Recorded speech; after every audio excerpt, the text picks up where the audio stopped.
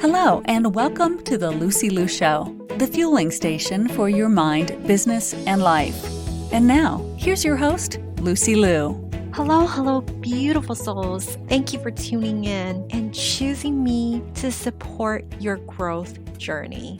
This episode is all about growing your brand with Instagram stories. My guest today is Chantal Firouz, who is an Instagram strategist and coach. She helps service providers and personal brands grow a profitable, aligned brand by being fully self-expressed in their marketing. So without further ado, let's dive straight into this info-packed episode. Hi, Chantal. Thank you for being on the show.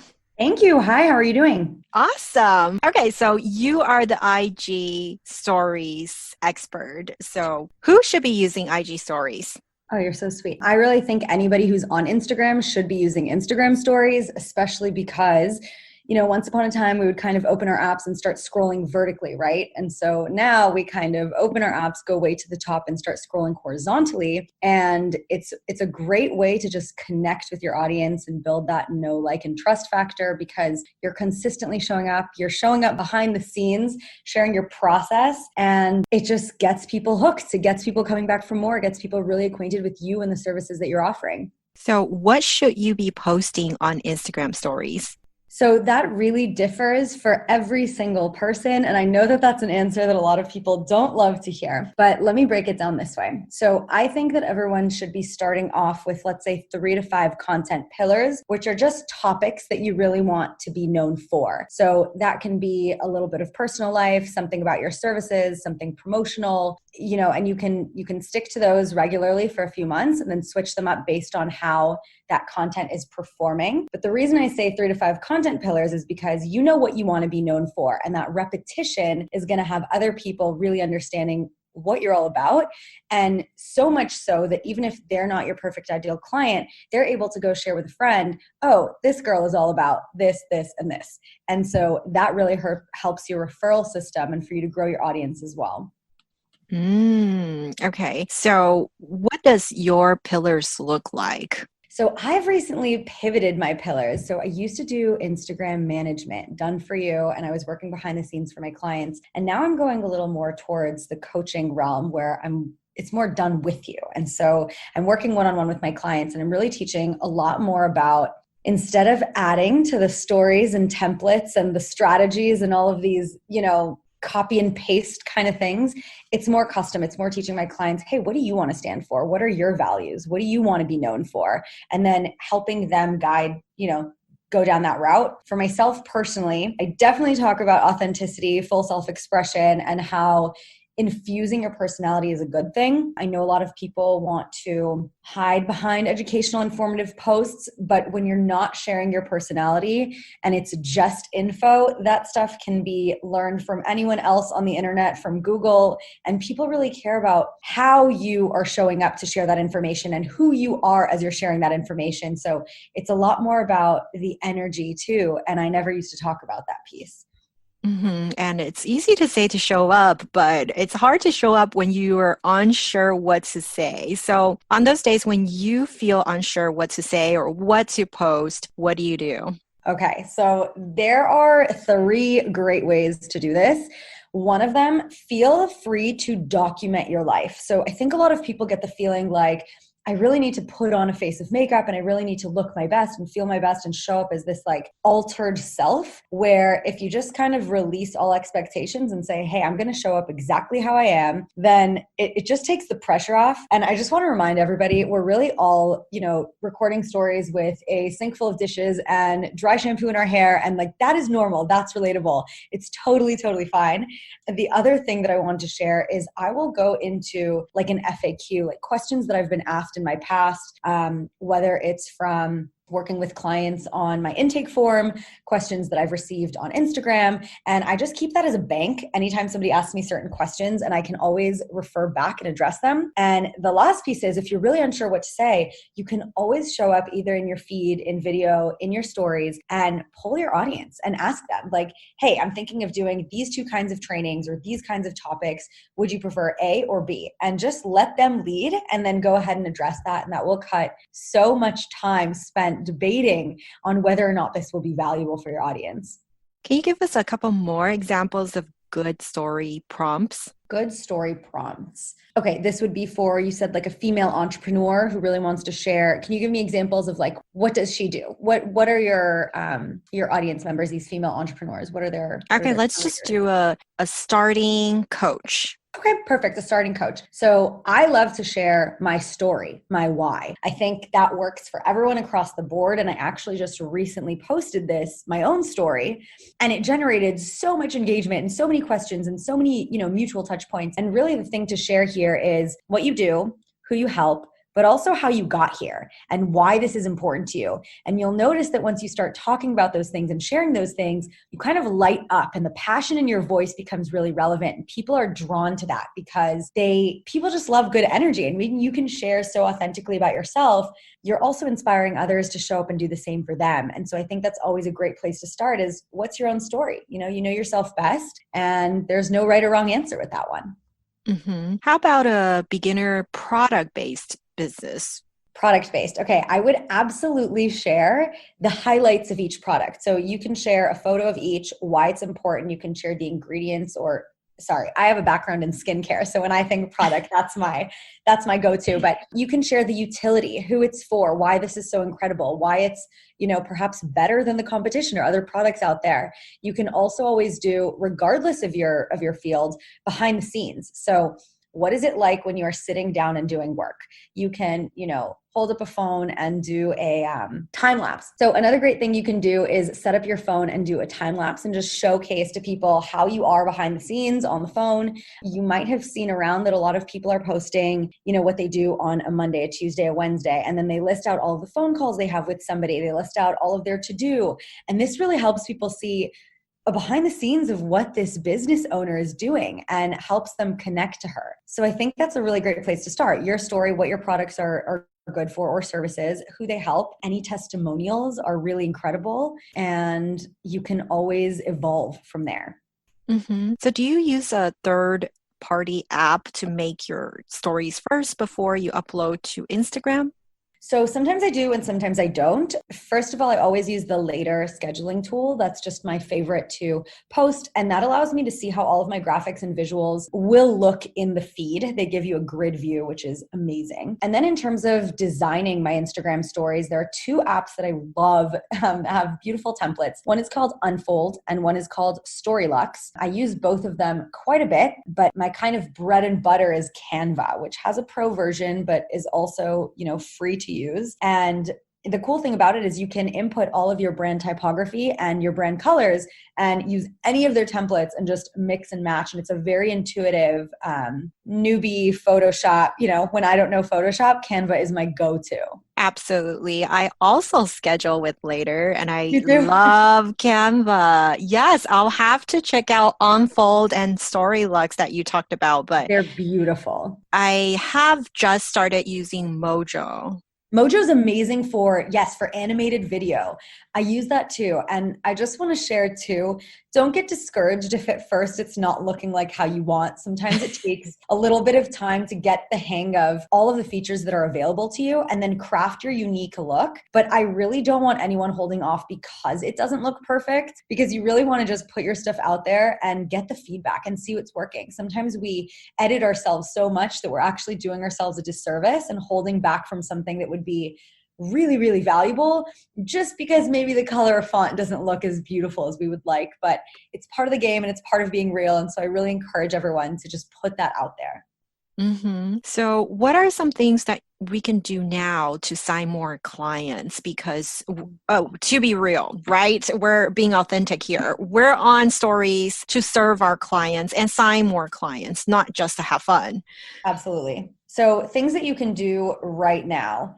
First and foremost, show up. I know it can be scary. I know there are a lot of considerations that go into it, but whether you like it or not, or know it or not, you already have a personal brand, and it's what people are thinking and feeling in your presence and talking about you to other friends. And it doesn't mean that it's a negative thing, but there still is a personal brand. And so all you need to do is put it out there on the social space, and no one's saying that you need to manipulate it or artificially change anything or augment anything. You are perfect exactly as you are. It's just a matter of sharing that. And the reason that I start with that is because a lot of people want to show up and say that they showed up once, but it's really that consistency and that, the consistently showing up that creates that narrative that people want to keep tuning back to.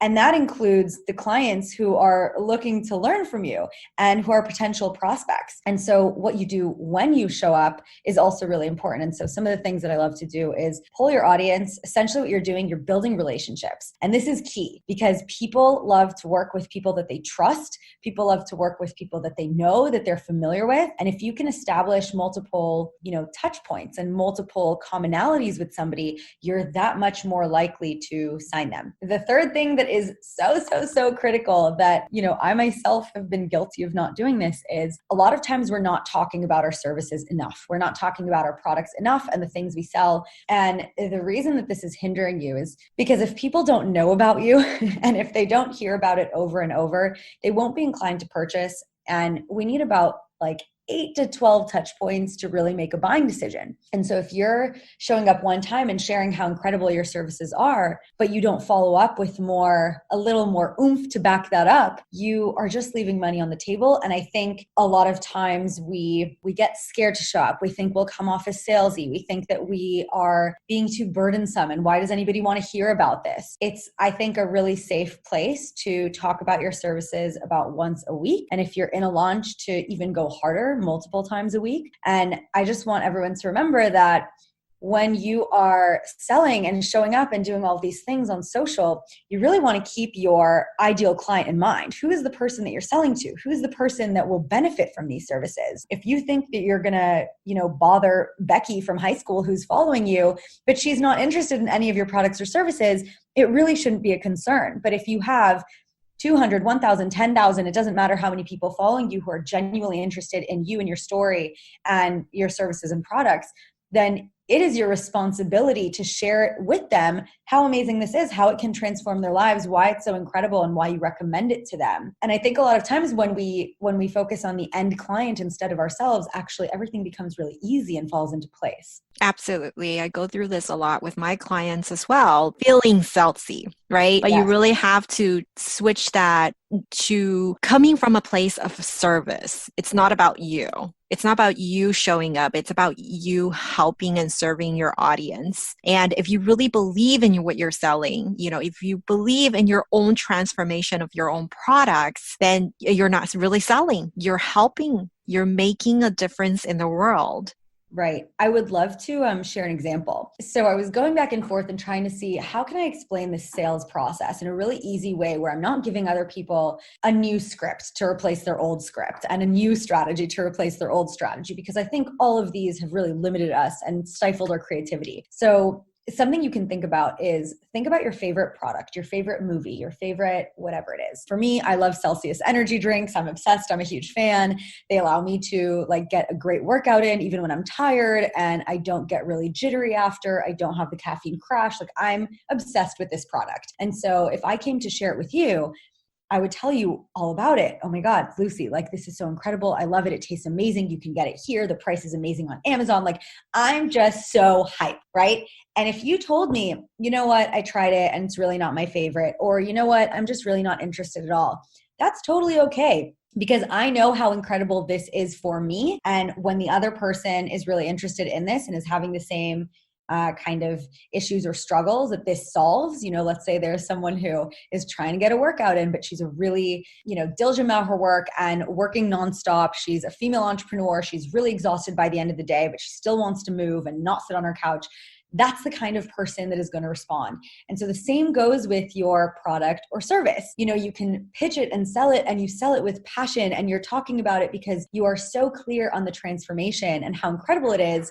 that even if somebody else is not down for it, because not 100% of the people will be, that's okay. And you don't have to feel discouraged that it's not good enough, or, any of the kind of limiting beliefs that pop up when we start selling our products and services. And you just keep sharing because you understand the power of what that product or service does for you. And then the last piece is, I think the really important thing is to focus on the transformation, like you said, rather than the elements. So for example, when I was doing Instagram management, it is so much more powerful to say, by doing this, you will get 20 hours of your week back. You will have a really compelling, copy and visuals. You will, have clients reaching out to you every single day in the DMs, than to say, well, you get 20 posts a month and you get 15 hashtags a day and you get X stories a week. Like, those parts are cool, but it's not what people are really buying into. And so I think when you lead with passion and you lead with the transformation and the outcome, you will be that much more on point, and it will feel easy and seamless for you. Absolutely. You've got to think in terms of what your ideal clients would say, right? Nobody ever wakes up in the morning and say, I got to take a course on something. Yeah. Nobody. Or I want to be sold to on Instagram today. Let's go see who's going to pitch me. Right? Oh, I love that. So what are some ways to start better conversations with your ideal clients from stories into the DMs? Ooh, great question. So a couple of my favorite ways I'll share. First and foremost, start with yourself. Start with a story of yourself. Share what you're doing today. I'll give 2 examples. So I recently shared my story post, and it explained, all of the hoops I jumped through to get to where I was today, and how my business was reinvented, and all of my services and all of that stuff. And so once I posted, I hopped on stories, I elaborated a little bit, and I included some fun facts about me. And so at the end of that story, I included a question sticker, and I just said, which parts of these resonate with you? Or do we have anything in common? Once somebody answers and says, yes, we have this in common, then that's already a conversation starter where you just need to continue and say, oh, really? Well, how long have you been in the game? Or, oh, you studied abroad there too? That's amazing. What school did you go to? And the easiest thing with this is, how would you just start a conversation with a person at a party? Or, when you go to a mixer and your friend says, oh my God, you have to meet my friend Lucy, she's amazing. How do you start that conversation? You introduce yourself, they introduce themselves, it kind of builds upon itself. And so I don't want people to feel like just because they don't get that immediate feedback, that it's not worth still sharing and asking the questions, because they will come. And another way to start questions is specifically about your business. If you're wondering what kind of content to create or what people want to hear about, you can always send a DM to someone, or you can always, ask a question in your stories and say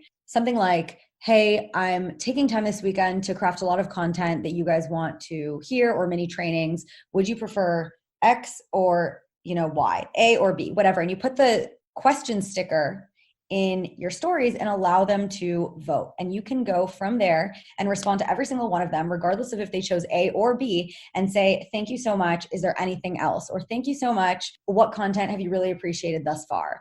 And just build that relationship and continue the relationship, because people are going to be watching you and looking out for that new content that they voted for. So I would say, as a general rule, start with stories, always include a sticker or a poll or a question, and have people, get the ball rolling, open the floor for them to start the conversation, and then you just continue. Yeah, you mentioned question. It seems like every time I post a question, you get like gazillion ads from the questions. Are you referring to the bots that are showing up? Yeah. Does that happen to everybody? The bots are unreal these days. Every single time there's an algorithm change, I feel like the bots change their method of doing things, and it becomes really easy who is a bot and who isn't, or who's using an automated service. So sometimes the account is real, but they're using an automated service to respond to your stories, questions, and stickers. That can be frustrating, but you will quickly find out once you send them a DM or, send them a message, the ones that don't respond at all, or the ones who have 0 photos, 0 followers, they're like blank accounts. You can go ahead and just get rid of those. You can block them, you can ignore them, but I would encourage you to still show up and ask those questions, because there are still real people in your audience who are engaging, and those are the people that you're here for. So is there any way to block the bots?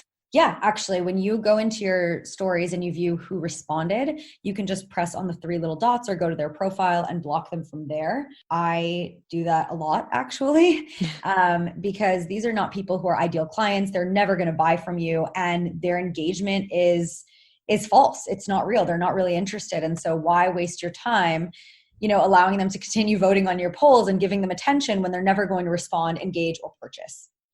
So, what are some top mistakes you see people make on their IG stories? Ooh, this is a good question. Okay. So, first and foremost, I think that there are tons of ways to do Instagram stories successfully, and everyone has their own method. So, I don't want to sit here and say it has to be 3 to 5 slides long and it has to look like this and has to look like that. But something that will really help is captioning all of your Instagram stories. I see a lot of people who are talking straight to cam, which is amazing, by the way. I think a lot of people have pivoted from posting pictures to more video, and now we're getting a little more comfortable and we're building that know, like, trust factor. The thing is, I think it's about 8% of us are viewing stories with the sound on, and you really want to still capture attention and share your message with the people who are listening with the sound off. And so the way to do that is by simply recording all of your stories, going back, and then writing a little blurb in, whatever font you want, just make it legible, so that people can really understand and follow along, even if they're not listening with the sound on. So I would say make sure that you are captioning all of your Instagram stories. And something else, I'm not quite sure if it's a mistake, but it's definitely leaving money on the table if you don't end with a call to action. So it doesn't always have to be a sell. It can be, this is what I'm doing with my day. What do you have planned for your Wednesday? Right? It can be something super simple where you're just generating a conversation. But those are the two big ones. So always end with a call to action, the same as we do with our captions, and make sure that you're captioning your stories. So another question is, what are some of your best tips to push up your content on IG stories? So another thing is, every time you post a post to your feed, it's really recommended to share that post to your stories, or just hop on stories right after and elaborate, because a lot of people are not going to take the time to go and look. A lot of times the content gets lost amongst the feed just because there are more and more users and it gets saturated, which is fine, but you just want to build that omnipresence. So if you are in the feed and also showing up on stories, and then you're also including that call to action in your stories and then DMing, you have this cycle where you're having people come back for more. They're coming to your feed, they're watching your content, they're going to your stories, you're elaborating on the content. And then if this is right for them, you're building those relationships with ideal clients. Another thing you can do is, I always recommend using a hashtag and geotag sticker in your stories, just because that will extend your reach far past just the people who are currently following you. And the last piece of advice, and you may have heard this before, but engagement is so key. So right before or right after you post, or both, you can split up your time. I would recommend starting the conversations, hopping on stories, getting active on Instagram, responding to DMs, liking, commenting, all of that. So once you post, the people that you've been engaging with will actually see your content higher on their feed. And that's true for the post itself in your feed, but the same thing goes for stories, because if you've been engaging with someone, your stories are also going to show up higher in their, more on the left-hand side, more relevant, and they will just see you more. So I highly recommend just being active. And I know a lot of these tips and recommendations involve work, or at minimum time. And there's a lot of ways to outsource these things. So even myself personally, I built a team of engagement specialists, and I outsource my own engagement to them as well as for my clients. And that saves 10 hours a month on every single account. And I just think it's a game changer, because what could you do with 10 hours a month? And when you're showing your face and you're crafting content and you're doing things that make money move in your business, I just think it's really nice to outsource or delegate the things that need to get done and will really help your bottom line, but don't need to be done by you. Thank you for all your wisdom today. I love your vibe. You know that. And we vibed over on Instagram. But yeah. So when you are feeling the lows, what do you do to reset yourself? Ooh, such a good one. Okay, so I recently went through this transformation myself, and I was noticing that I was feeling stuck. I was comparing myself to anyone and everyone just by virtue of scrolling constantly.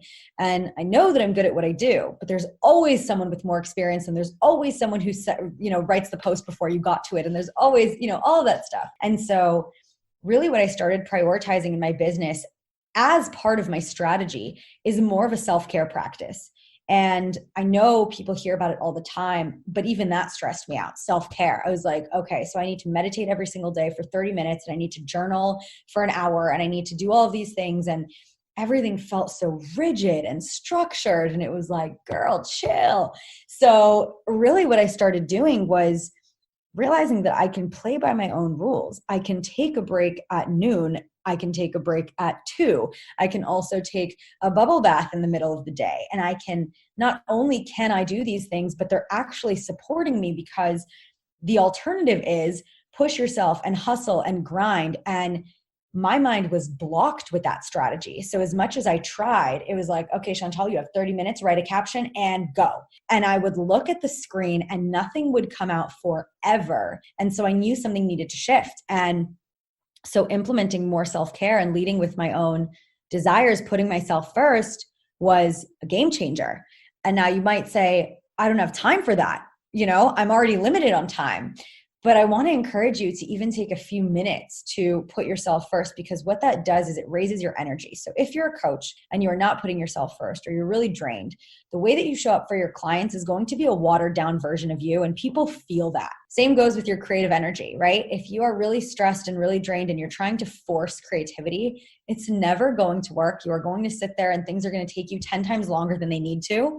And then when I say playing by my own rules, I just realized, like, I can journal for 2 minutes and write, 3 things I'm grateful for and 1 intention for the day. And that can suffice as a journal entry. And a meditation can be sitting down and breathing deeply for 2 minutes. And that's enough to just ground me. And these things just don't have to take that much of your time, but they are really valuable and actually help you show up more powerfully, more confidently, make more sales. And the wealth becomes easy when you put you first. Is there a quote that you go by? Ooh, actually, I don't know if you guys are all fans of Vanderpump Rules or not.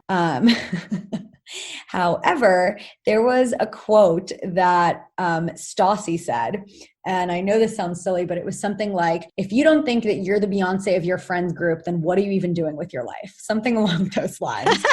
And I just thought that was so epic. And I'm not saying to be cocky or anything, but let's be real. You want to lead with you. You want to be your own best cheerleader. You want to, have your self-worth stem from yourself and not have to ask others and look for external validation and do all that stuff. So really, that is the quote that has recently stuck with me. And I seriously hope you view yourself as the Beyonce of every group. Oh, absolutely. I resonate with that a lot. And I say it to everyone. You are your own superhero. That queen bee energy. Yes. Oh my gosh. So if you enjoyed this conversation, where can we find you at? So my handle on Instagram, I'm the most active there, is at Chantal Firouz. And I'm sure there will be in the show notes so you can find the proper spelling.